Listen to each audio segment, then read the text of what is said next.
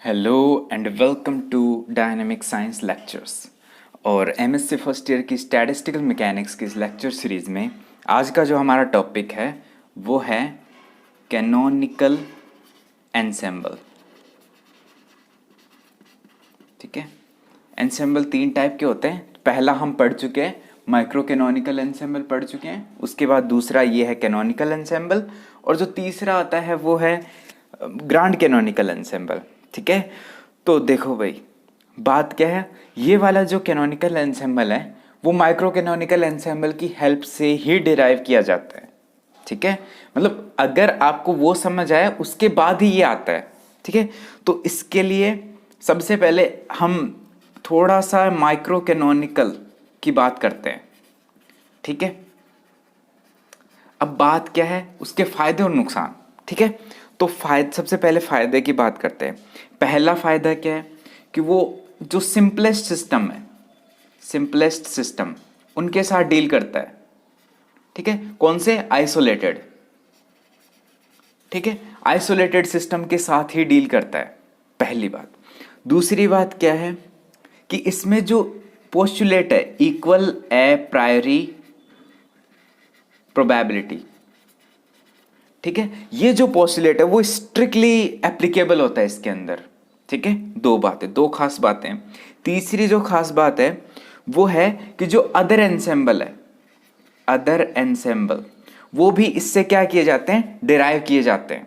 ठीक है, यही है सबका करता धरता। ठीक है, जो माइक्रो कैनोनिकल एंसेंबल है इसी से बाकी एंसेंबल डिराइव किए जाते हैं। ठीक है, इतनी बात हुई। अब बात है कि भाई इतना है तो इसके नुकसान भी होंगे। डिसएडवांटेज क्या है? जो सबसे पहला और मेन डिसएडवांटेज क्या है, जैसे हम माइक्रो कैनोनिकल एंसेंबल की बात करते हैं तो उसमें क्या करते हैं हम, डेल्टा गामा। ठीक है, जो वॉल्यूम इन फेज स्पेस उसकी बात करते हैं, वो क्या होता है, दो एनर्जी शेल या फिर कह सकते हो दो एनर्जी एर्गोडिक सरफेस, उनके बीच का जो विड्थ होता है, ठीक है, वो किसके इक्वल होता है? आप कह सकते हो जो वॉल्यूम इन फेज स्पेस कह सकते हो, या फिर कह सकते हो नंबर ऑफ एक्सेसिबल माइक्रोस्टेट। ठीक है, नंबर ऑफ एक्सेसिबल माइक्रोस्टेट वो कह दो, या फिर वॉल्यूम इन फेज स्पेस कह दो। वो डिटरमाइन करना बहुत मुश्किल होता है, वेरी हार्ड, बहुत मुश्किल होता है। ठीक है, वो भैया बहुत बड़ा टास्क है। ठीक है, इतनी बात है। दूसरा जो प्रैक्टिकल डिसएडवांटेज वो क्या है कि जैसे माइक्रो कैनोनिकल एंसेंबल में क्या होता है कि जैसे हमने क्या लिया, आइसोलेटेड सिस्टम लिया। ठीक है, आइसोलेटेड सिस्टम लिया, उसमें नंबर ऑफ पार्टिकल, उसका वॉल्यूम और एनर्जी वो क्या थे, कांस्टेंट थे। लेकिन भाई प्रैक्टिकल में क्या होता है, प्रैक्टिकली ये चीज़ लेबोरेटरी में पॉसिबल ही नहीं है। ठीक है, लेबोरेटरी में ये चीज़ पॉसिबल ही नहीं है। ठीक है, अब बात आती है कि लेबोरेटरी में होता क्या है। लेबोरेटरी में जनरली ऐसा होता है कि एक सिस्टम होता है, ठीक है, कोई भी सिस्टम है, उसका जो टेम्परेचर है वो आप कांस्टेंट रख सकते हो। ठीक है, उसका एनर्जी कांस्टेंट नहीं रख सकते। तो जनरली हम लेबोरेटरी में ऐसे, देखो यहीं से बात है, इस पॉइंट पर ध्यान देना। जनरली लेबोरेटरी के अंदर जो सिस्टम डील किए जाते हैं, ठीक है, वो किससे कनेक्ट होते हैं? एक हीट रिजर्वर। ठीक है, एक हीट रिजर्वर से कनेक्टेड होते हैं।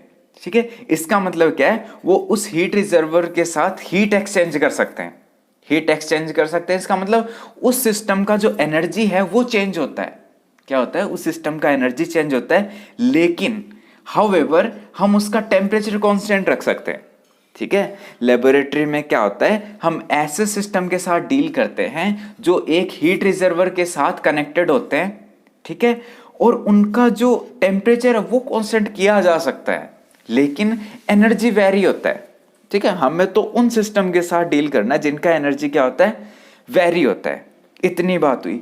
तो अब हमें एक ऐसा एंसेंबल क्रिएट करना पड़ेगा, या फिर ऐसा एंसेंबल बनाना पड़ेगा जिसके लिए हम इस सिस्टम को सॉल्व कर पाए। ठीक है, इसके लिए हम क्या करते हैं, देखो माइक्रो कैनोनिकल एंसेंबल में की कंडीशन क्या थी, सबसे पहले वो बात करते हैं। उसमें जो पी आई, ठीक है, कोई भी एक सिस्टम था, ठीक है, कोई भी एक आइसोलेटेड सिस्टम था, उसका किसी ith क्वांटम स्टेट में पाए जाने की जो प्रोबेबिलिटी है वो किस पे डिपेंड करती थी, उसकी एनर्जी के ऊपर, ठीक है, कांस्टेंट एनर्जी, ठीक है, और वो क्या थी, कांस्टेंट थी, सही है। और अगर वो उस एनर्जी ई आई, ठीक है, उस energy range E I plus delta E और ई और less than equals to E minus delta E, इसके अंदर अगर वो लाई करता है तब तो कांस्टेंट थी, और अदरवाइज वो क्या थी, जीरो थी। इसी से हमने क्या किया था, जो माइक्रो कैनोनिकल एंसेंबल है वो डिफाइन किया था। लेकिन लेकिन लेकिन उसके बाद अब हम आते हैं हमारे टॉपिक पर। उसके बाद एक गिब्स नाम के साइंटिस्ट थे, ठीक है, उन्होंने क्या किया, उन्होंने इस सिस्टम को सॉल्व करने का कोशिश किया, ठीक है। इसके लिए क्या किया, उन्होंने कैनोनिकल एंसेंबल बनाया, ठीक है, क्या बनाया, कैनोनिकल एंसेंबल, ठीक है, उसका थ्योरी दिया। तो जो उन्होंने कैनोनिकल एंसेंबल डिस्क्राइब किया, देखो मैं बता देता हूं, canonical ensemble describes those systems that are not isolated but are in contact with a heat reservoir, ठीक है, एक हीट रिजर्वर के कांटेक्ट में रहते हैं, लेकिन वो क्या है, आइसोलेटेड नहीं है। हम सिस्टम की बात करें, सिस्टम आइसोलेटेड नहीं है, जो हमारा सिस्टम ऑफ इंटरेस्ट है ना, वो आइसोलेटेड नहीं है, ध्यान देना इस बात में, ठीक है। अब हमारा सिस्टम कैसा बनेगा। अब हमारा जो सिस्टम है, जो आप कह सकते हो जो एंसेंबल है, वो कैसा बनेगा। हम एंसेंबल ऐसा बनाना चाहते हैं। सबसे पहले मैं आपको एंसेंबल बता देता हूँ वो कैसा बनाना चाहते हैं। वो हम ऐसा बनाना चाहते हैं, देखो वहां पर क्या कांस्टेंट था, NVE, number of particle, volume और एनर्जी, यही कांस्टेंट था। लेकिन अब हम कांस्टेंट क्या रखेंगे, NV और T, ये कांस्टेंट रखेंगे, ठीक है, NV और T, NV और T, NV और T, ठीक है। इस बार एनर्जी वेरी होगा, ठीक है। और ये जो सिस्टम है, ठीक है, ये सिस्टम हमारा, ये सिस्टम है कुछ ऐसा, बस इतना ही सिस्टम, ठीक है। लेकिन क्या है, ये आइसोलेटेड नहीं है, ठीक है। वहां पर तो क्या थी भाई, दीवार थी ना यहां पर बीच में, यहां पर दीवार नहीं है भाई, ये कनेक्टेड है, ठीक है, कनेक्टेड है, दीवार नहीं है बीच में। वहां पर तो आइसोलेटेड दीवार थी, यहां दीवार नहीं है। अब देखो, अब ये जो सिस्टम है, जो हमारा सिस्टम ऑफ इंटरेस्ट है, वो किससे कनेक्टेड है, एक हीट रिजर्वर से कनेक्टेड है, ठीक है। हीट रिजर्वर बहुत बड़ा रिजर्वर है, ठीक है, वो हीट रिजर्वर हमने आर बोल दिया। अब मैं ये बता रहा हूं, देखो इस बात पे ध्यान देना, ये हमारा सिस्टम है, ये है हीट रिजर्वर। अब ये जो हमारा सिस्टम है ना, जो टोटल सिस्टम है, वो आइसोलेटेड है। देखो भाई, अब मजे वाली बात है कि ये तो हमारा सिस्टम हो गया, वो किसके थर्मल कांटेक्ट में, इस हीट रिजर्वर के थर्मल कांटेक्ट में है, ठीक है। और ये जो पूरा सिस्टम है, ये पूरा सिस्टम आइसोलेटेड है। लेकिन जो हमारा सिस्टम ऑफ इंटरेस्ट है वो आइसोलेटेड नहीं है, वो इस हीट रिजर्वर के थर्मल कांटेक्ट में है। ये मुद्दा आता है इस बार। इसका मतलब क्या है, अगर आप जो एंसेंबल बनाते हो, जो कैनोनिकल एंसेंबल बनाते हो, तो देखो मैं इसकी डेफिनेशन लिखूंगा, वो आसान रहेगा। देखो मैं लिख देता हूं, देखो वो क्या है, वी इमेजिन, वहां से आपको क्लियर हो जाएगा। इमेजिन दैट ईच सिस्टम, जो हर एक सिस्टम है, each system of ensemble is made up of a large number of subsystem, each one a replica of the system of interest, which are in mutual thermal contact so that they can exchange energy but not particle. भाई यहां से आपको ये जो canonical ensemble है ये clear हो जाना चाहिए, ठीक है। ये क्या बता रहे हैं, हम इमेजिन करते हैं that each system of ensemble, इसमें ये जो हमने जो एंसेंबल बनाया, जो कैनोनिकल एंसेंबल है, इसके अंदर ईच सिस्टम ऑफ एंसेंबल वो क्या है, made up of large number of सब सिस्टम, ठीक है। उसमें लार्ज नंबर ऑफ सब सिस्टम है, ठीक है। Each one A replica of system of interest, ये हमारा सिस्टम ऑफ इंटरेस्ट है, ठीक है। इसी की रेप्लिका है, इसी की कॉपीज है सारी, ठीक है, सारी इसी की कॉपीज है। लेकिन इसके अंदर एक बड़ा मुद्दा आता है, वो क्या आता है कि ये जो हर एक सिस्टम ऑफ इंटरेस्ट है वो अपने एक अलग से हीट रिजर्वर के कांटेक्ट में है, ठीक है। ये जो आपका सिस्टम ऑफ इंटरेस्ट है, हर एक सिस्टम ऑफ इंटरेस्ट है वो एक हीट रिजर्वर के कांटेक्ट में है, हीट रिजर्वर के कांटेक्ट में, थर्मल कांटेक्ट में। इसका मतलब क्या है, वो एनर्जी ट्रांसफर कर सकते हैं, एनर्जी ट्रांसफर कर सकते हैं, लेकिन थर्मल कांटेक्ट है, इसका मतलब जो टेम्परेचर है वो क्या रहेगा, कांस्टेंट रहेगा, लेकिन वो नंबर ऑफ पार्टिकल है वो एक्सचेंज नहीं कर सकते। तो हमारा जो ये वाला एक टोटल सिस्टम है, ठीक है, ये एक टोटल सिस्टम है, ठीक है, इसी की कॉपीज है सारी, सारी इसी की कॉपीज है, लेकिन ये वाला जो सिस्टम है वो ये वाला सिस्टम है, ठीक है। और हर एक सिस्टम वो एक हीट रिजर्वर के कांटेक्ट में है, बस इतनी बात है ना। अब हम इसी को सॉल्व करेंगे। अब मैं क्या बता रहा हूं, ये जो हमारा सिस्टम ऑफ इंटरेस्ट है, ठीक है, हम क्या बता रहे हैं कि मान लीजिए इसका जो एनर्जी है, ठीक है, इसका जो एनर्जी है वो है EI, ठीक है, और इसका जो एनर्जी है वो ER है, ठीक है। और जो टोटल एनर्जी है इस सिस्टम का, देखो the system with heat reservoir, इसका जो टोटल एनर्जी है वो है C। देखो इसको मैंने बोला है composite system, composite system, composite system मतलब वो दो से मिलकर बना हुआ है। तो जो इसका जो EC है, इसका जो टोटल एनर्जी है वो क्या होगा, इस सिस्टम का एनर्जी मतलब EI, ठीक है, हमने माना सिस्टम का जो एनर्जी है वो EI है, प्लस में ER, इस हीट रिजर्वर का जो एनर्जी है वो।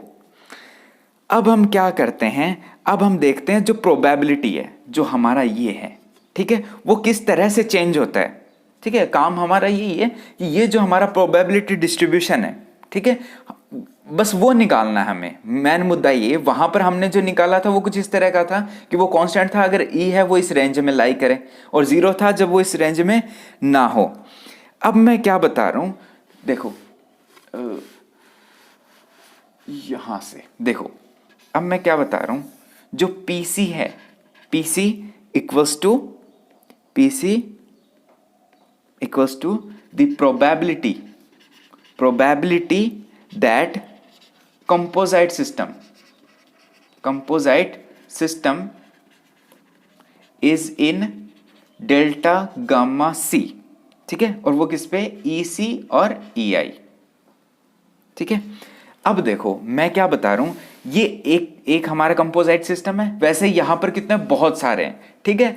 अब इसके लिए क्या होगा, एक पर्टिकुलर आप फेज स्पेस ड्रॉ करो, ठीक है। तो हर एक सिस्टम के लिए हम क्या लगा देंगे, एक रिप्रेजेंटेटिव पॉइंट लगेगा हर एक सिस्टम के लिए, ठीक है। वैसे ही क्या लगेगा, इसके साथ वाला हीट रिजर्वर उसका भी जो पॉइंट लगेगा वो लगेगा रिप्रेजेंटेटिव पॉइंट। वैसे ही ये क्या होगा, ये टोटल सिस्टम का पॉइंट रहेगा, ठीक है। वैसे ही इतने क्या है, बहुत सारे हैं, तो ये कुछ इस तरह का हो जाएगा, सही है ना। ये हमारा गामा स्पेस है, ठीक है, गामा स्पेस फॉर कैनोनिकल, ठीक है। जैसे हमने माइक्रो कैनोनिकल के लिए किया था वैसे हम कैनोनिकल के लिए करेंगे। उसके बाद क्या करेंगे, हम प्रोबेबिलिटी देख रहे हैं, प्रोबेबिलिटी क्या देख रहे हैं, हम कोई एक वॉल्यूम कंसीडर करेंगे, ठीक है, एक वॉल्यूम कंसीडर करेंगे, वो वॉल्यूम क्या होगा, डेल्टा गामा C, ठीक है, वो वॉल्यूम डेल्टा गामा C होगा।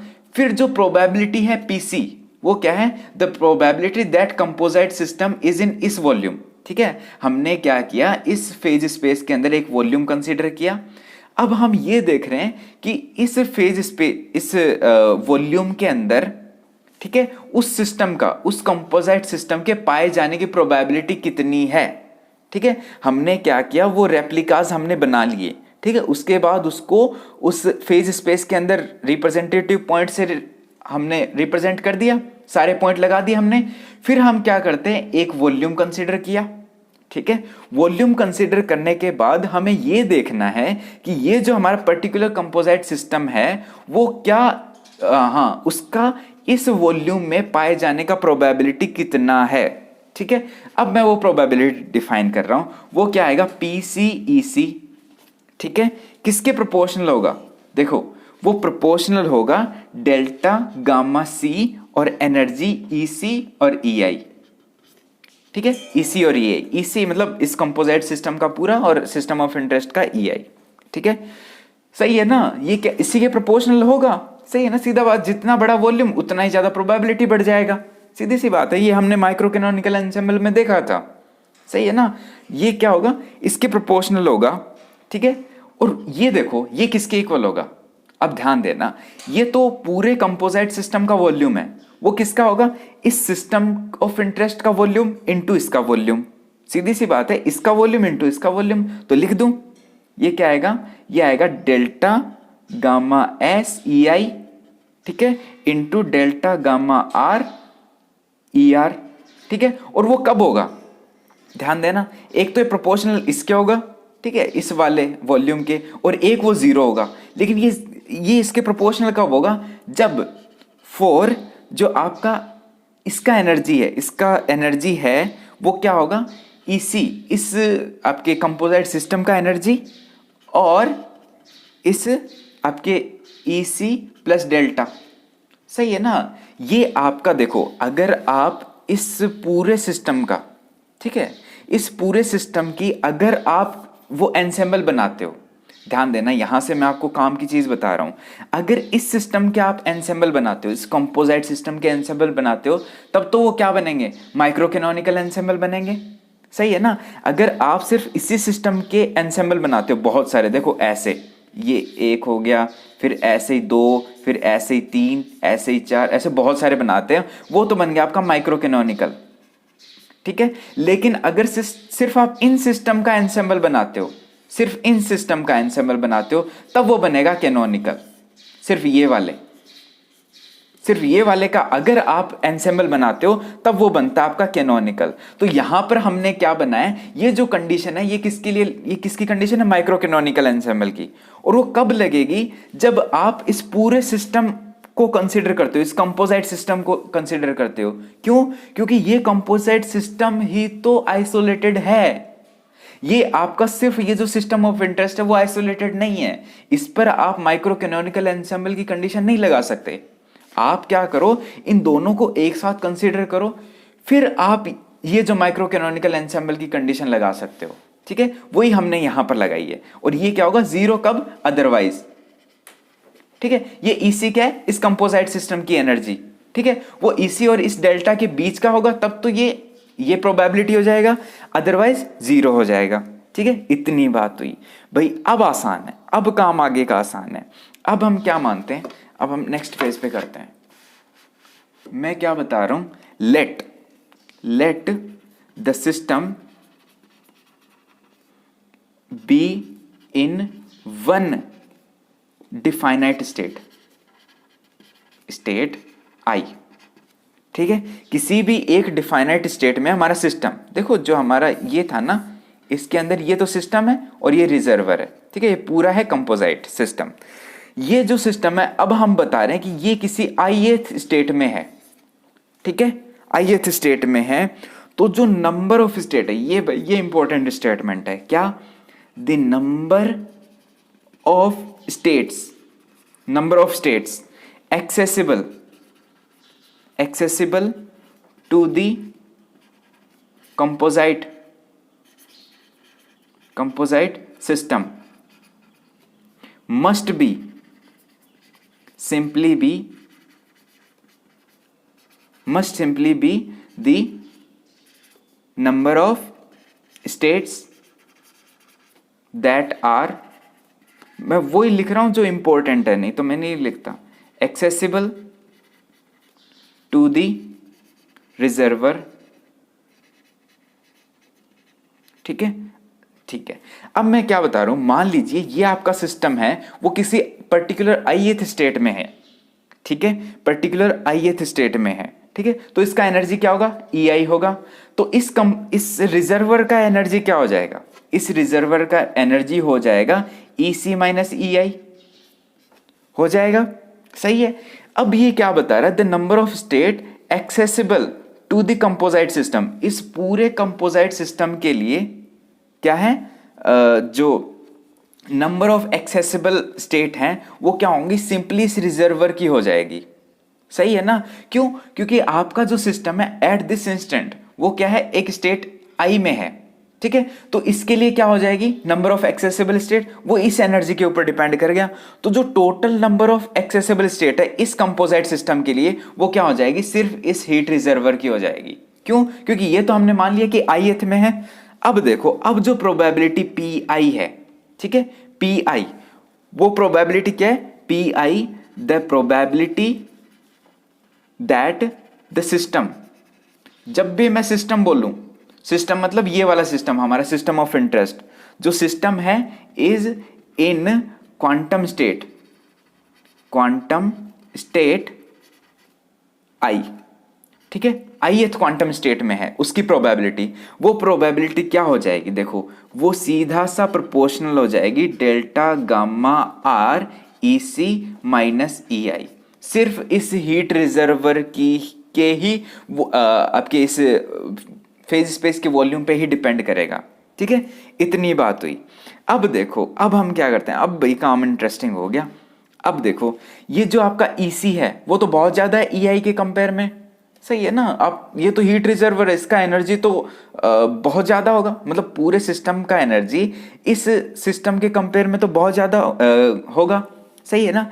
तब हम क्या कर सकते हैं, इस ln delta gamma R EC minus EI, ठीक है, लॉग ले लिया, इसका हम टेलर एक्सपेंशन कर सकते हैं, ठीक है। क्योंकि देखो EC बहुत बड़ा है, EI कम है, तो इस वाली टर्म का हम क्या कर सकते हैं, टेलर एक्सपेंशन कर सकते हैं। किसके अबाउट, किसके about, ER equals to EC के अबाउट, ठीक है, ER इक्वल्स टू EC के अबाउट हम इसका क्या कर सकते हैं, टेलर एक्सपेंशन कर सकते हैं, ठीक है। अब देखो वो क्या आ जाएगा, सबसे पहले ये वाला तो ऐसा कैसा, सही है, क्या आ जाएगा, ln डेल्टा गामा R, ठीक है, और EC इसका एनर्जी EC, ठीक है, इसका हम EI का ही तो कर रहे हैं, ठीक है, EI का तो एनर्जी कम है, तो इसके लिए हम क्या करेंगे, आपका उसका ER रख देंगे, ठीक है। अब देखो माइनस, माइनस क्या आ जाएगा, इसका फर्स्ट डेरिवेटिव, ठीक है, माइनस फर्स्ट डेरिवेटिव होता है, और ER इक्वल्स टू EC आ जाएगा, सही है ना। जो ER है उसका वैल्यू हम EC रख देंगे, सिर्फ इतनी बात है। अब देखो फर्स्ट डेरिवेटिव क्या, किसके रिस्पेक्ट में, ER के रिस्पेक्ट में, तो क्या आ जाएगा, ln डेल्टा गामा R, ये एनर्जी मैं लिखूंगा बाद में, डिवाइडेड बाय डेल्टा ER, ये आपको पता है, ये ER के रिस्पेक्ट में है, तो यहां पर इसका एनर्जी क्या आ जाएगा, हीट रिजर्वर का एनर्जी क्या होगा, ER होगा, यही तो होगा।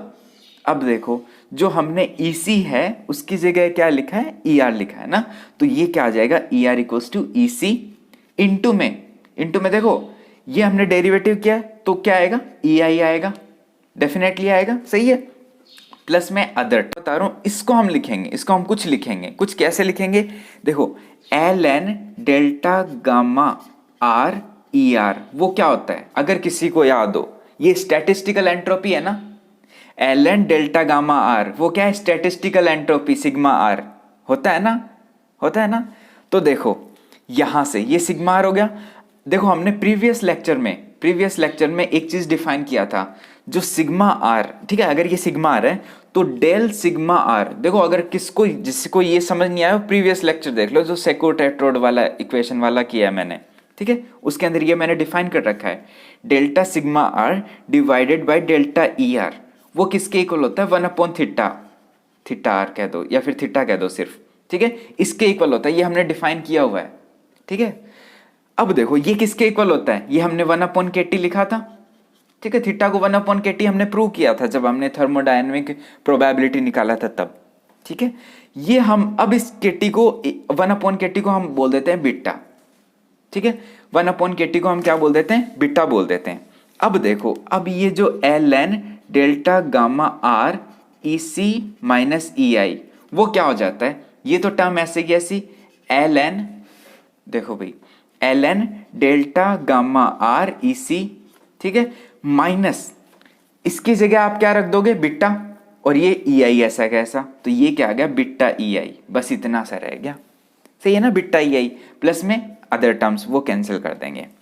अब देखो, अब मैं इस चीज को, ठीक है, और इससे कंपेयर करूंगा, सही है ना। अब हमारा जो प्रोबेबिलिटी है, यहां तो प्रोपोर्शनलिटी कांस्टेंट, प्रोपोर्शनलिटी है, ठीक है, तो ये क्या आएगा, कांस्टेंट आएगा ना। अगर आप इस प्रोपोर्शनलिटी साइन को हटाओगे तो ये कांस्टेंट आएगा। तो अब देखो वो पी आई वो किसके इक्वल हो गया, यही तो है, यही है ना। अब देखो देखो सबसे पहले हम ये लॉग हटा देते हैं यहां से, डेल्टा गामा आर ई सी माइनस ई आई, लॉग हटा दिया तो क्या ले लिया, एक्सपोनेंशियल ले लिया, इसका एक्सपोनेंशियल ले लेंगे तो क्या आ जाएगा, ऐसा कैसा, delta gamma R E C, और ये क्या आ जाएगा, E to the power minus beta E I आ जाएगा। अब ये हम इससे कंपेयर कर सकते हैं, तो जो पी आई है, ठीक है, वो किसके इक्वल होगा, अब मैं इक्वल की बात कर रहा हूं, ठीक है, इक्वल करेंगे तो प्रोपोर्शनलिटी साइन हट जाएगा तो एक कांस्टेंट आ जाएगा, और ये भी हमने क्या किया, उसी कांस्टेंट के अंदर इंक्लूड कर लिया, ठीक है। ये जो वाला वैल्यू है वो इससे इंडिपेंडेंट है ना, जो सिस्टम ऑफ इंटरेस्ट है, हमारे सिस्टम ऑफ इंटरेस्ट है, उसका एनर्जी क्या है, ई आई, तो और ये जो वाला टर्म है वो ई आई से इंडिपेंडेंट है, ठीक है, ये पूरे सिस्टम के ऊपर डिपेंड कर रहा है, ठीक है। अब देखो, हाँ, तो ये क्या आ गया, ये हमने उसी कांस्टेंट के अंदर इंक्लूड कर लिया, ठीक है, एक तो ये वाला कांस्टेंट और एक ये वाला कांस्टेंट, उसको हमने एक सिंगल मान लिया, इनटू में क्या आएगा, E to the power minus beta E I. भाई ये बहुत इंपॉर्टेंट रिजल्ट है, क्या है, बहुत इंपॉर्टेंट रिजल्ट है ना। और ये क्या है, ये कैनोनिकल डिस्ट्रीब्यूशन को ही शो करता है, क्या करता है, कैनोनिकल डिस्ट्रीब्यूशन का क्या है, ये आपका प्रोबेबिलिटी डिस्ट्रीब्यूशन है, क्या है ये, प्रोबेबिलिटी डिस्ट्रीब्यूशन, ठीक है, इतनी बात हुई। अब देखो, अब मैं क्या बोल रहा हूं, जो हमारा फाइनल रिजल्ट आया था,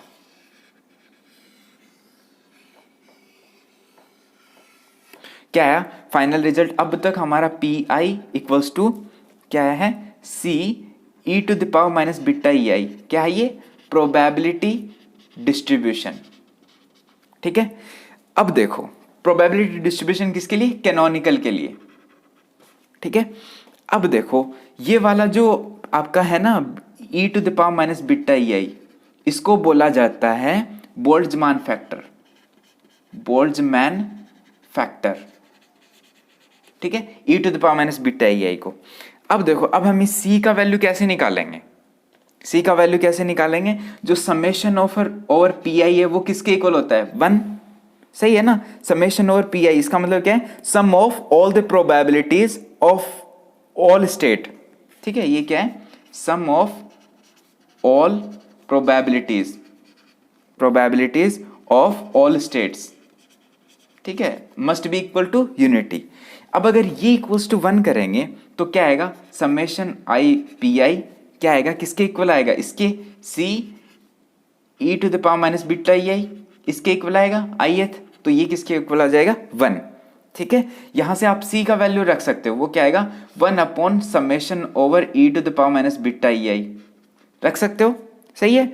अब मैं क्या बोल देता हूं, इसको बोल देता हूं मैं z, 1 ओवर z, इसको मैंने बोल दिया z, ठीक है। यहां से हमारा जो z है वो क्या आएगा, समेशन ओवर i एक्सपोनेंशियल, वो आ जाएगा माइनस बीटा ई आई, और ये ई आई किसके ऊपर डिपेंड कर रहा है, एन और वी पे, ठीक है, सीधी सी बात है, मैंने z डिफाइन किया है। ये z क्या है, ये है पार्टीशन फंक्शन, पार्टीशन फंक्शन, देखो समझ आ रहा है ना, हमने ये पी आई डिफाइन किया, उसके बाद हमने क्या है, सी का वैल्यू निकालना है, तो सी का वैल्यू हमने ये निकाल लिया, 1 over summation over E to the power minus beta E I, ये किसके इक्वल मान लिया हमने, 1 ओवर जेड के, ठीक है, इसको हमने क्या बोल दिया, जेड, जेड क्या है, पार्टीशन फंक्शन।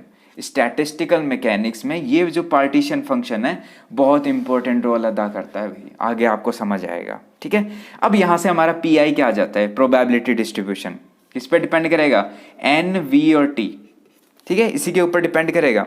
वो किसके इक्वल आ गया, वो आ गया आपका एक्सपोनेंशियल माइनस बीटा ई आई, पता है एक्सपोनेंशियल माइनस बीटा ई आई, और वो किसके ऊपर डिपेंड कर रहे हैं, एन और वी पे, ठीक है, और डिवाइडेड बाय आपका जेड, ठीक है, जेड एन वी और टी, सीधी सी बात है, समझ गए ना। जो हमने क्या किया, सी का वैल्यू निकाला 1 ओवर जेड, और जेड का वैल्यू हमने यहां निकाल दिया, तो ये आ गया आपका फाइनल प्रोबेबिलिटी डिस्ट्रीब्यूशन।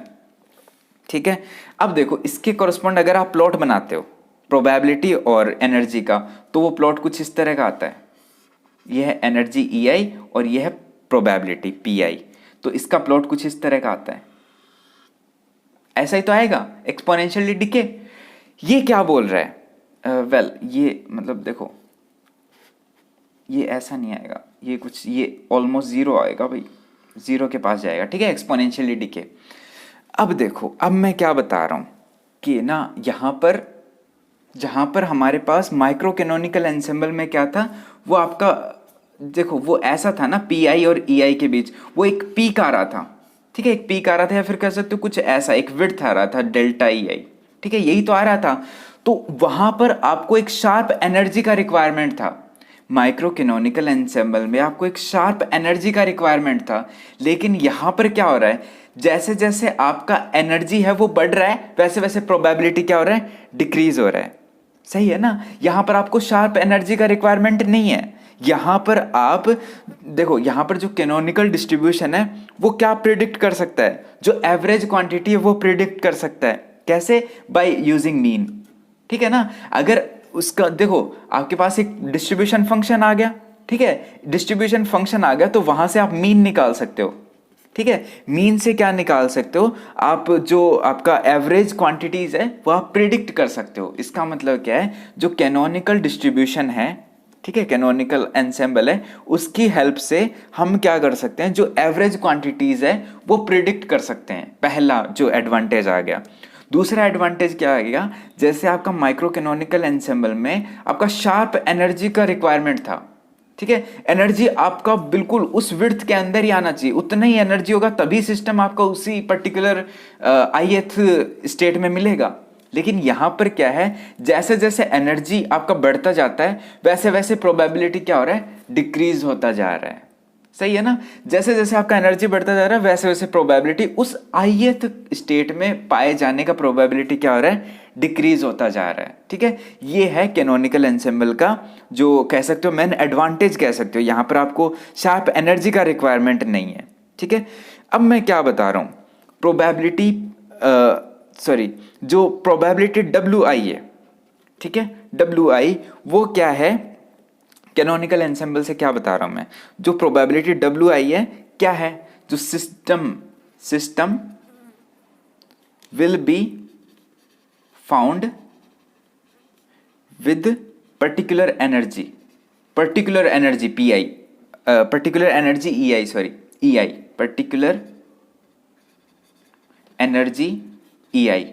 ठीक है, ये क्या है, प्रोबेबिलिटी कब, जब system will be found with the particular energy EI। एक पर्टिकुलर एनर्जी EI का प्रोबेबिलिटी है WI, वो हम किससे देंगे, वो क्या होगा, वो होगा सम ऑफ प्रोबेबिलिटीज, वो क्या होगा, sum of probabilities of all states of this energy. यही तो होगा। जैसे माइक्रो कैनोनिकल एंसेंबल में हमने देखा था, अगर कोई भी आपका n पार्टिकल आपका सिस्टम है, n पार्टिकल सिस्टम है, तो एक पर्टिकुलर एनर्जी लेवल के, क्या बता रहा हूं मैं, एक पर्टिकुलर एनर्जी लेवल के कोरस्पॉन्ड जितने क्वांटम स्टेट्स होती है उनकी प्रोबेबिलिटी सेम होती है, उनकी प्रोबेबिलिटीज इक्वल होती है। लेकिन यहां पर तो क्या है, ये तो मतलब एक आपका कर्व आ रहा है, एक डिस्ट्रीब्यूशन फंक्शन आ गया। ठीक है, तो ये वाला जो प्रोबेबिलिटी है, system will be found in that particular energy EI, तो वो क्या होगा, sum of probabilities of all the state, ठीक है, ऑफ दिस एनर्जी, ठीक है, उनका सम होगा। और वो जो नंबर है वो इस डीजेनरेसी ओमेगा EI से दिया जाता है। सही है ना, उन सभी आपकी स्टेट्स का सम है, उन सभी स्टेट्स का सम है, वो क्या होता है, नंबर ऑफ माइक्रो स्टेट्स कह सकते हो। सही है ना, of that particular energy level EI। मैं क्या बोल रहा हूं, देखो एक particular level energy level EI होगा, ठीक है, उसके कोरस्पॉन्ड बहुत सारी क्वांटम स्टेट्स हैं, उन जो नंबर ऑफ क्वांटम स्टेट्स है वो क्या होगा, ओमेगा EI। ठीक है, तो जो प्रोबेबिलिटी WI क्या है, system will be found with the particular energy EI, वो क्या होगा, वो उन सभी के नंबर के ऊपर डिपेंड करेगा। सही है ना, उनकी डीजेनरेसी के ऊपर डिपेंड करेगा। तो जो डब्ल्यू आई है वो इक्वल आ जाएगा P I distribution function into omega E I. समझ रहे हो ना, उस पर्टिकुलर एनर्जी लेवल के कोरस्पॉन्ड कितने नंबर ऑफ माइक्रोस्टेट है इनटू वो डिस्ट्रीब्यूशन फंक्शन। ध्यान देना, वो जो प्रोबेबिलिटी है, ठीक है, कि जो सिस्टम है वो पर्टिकुलर एनर्जी ई आई में ही मिलेगा, वो क्या होगा, वो एक तो एनर्जी उसका प्रोबेबिलिटी डिस्ट्रीब्यूशन फंक्शन इनटू उस पर्टिकुलर एनर्जी के कोरस्पॉन्ड नंबर ऑफ माइक्रोस्टेट, यही तो होगा। वो क्या हो जाएगा, exponential E to the power, मतलब एक्सपोनेंशियल मतलब E to the power minus beta E I into omega E I divided by Z. ठीक है, ये आ गया आपका फाइनल रिजल्ट, जो आपका प्रोबेबिलिटी होता है वो। ठीक है, समझ गए? हाँ, बस यही था। एक और लास्ट में एक और आपका एक है प्लॉट, वो कुछ इस तरह का है, देखो कुछ इस तरह का। ये है डब्ल्यू आई और इस आपका ई आई एनर्जी के बीच। ठीक है, ये क्या होगा, ये आपका मीन वैल्यू है, ठीक है, ई बार। ठीक है, अब देखो जो आपका ओमेगा ई आई है वो क्या होता है, एक्सपोनेंशियल इंक्रीज होता है, सीधी सी बात है, वो क्या होगा, एक्सपोनेंशियल इंक्रीज होगा। ठीक है, और वैसे ही जो E to the power minus beta E I वो क्या होगा, एक्सपोनेंशियल डिक्रीज होगा।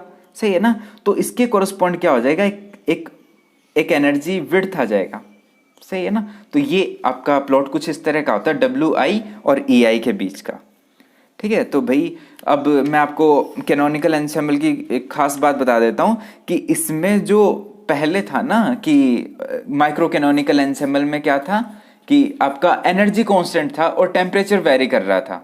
ठीक है, लेकिन यहाँ पर हमने क्या कर दिया, एक एडवांटेज क्या हो गया कि अब हमारा टेम्परेचर कांस्टेंट है और एनर्जी वेरी कर पा रहा है। और ये क्या होता है आपके लेबोरेटरी में, मतलब आपका प्रैक्टिकली यही चीज़ होता है, प्रैक्टिकली हमारा सिस्टम बिल्कुल ऐसा होता है।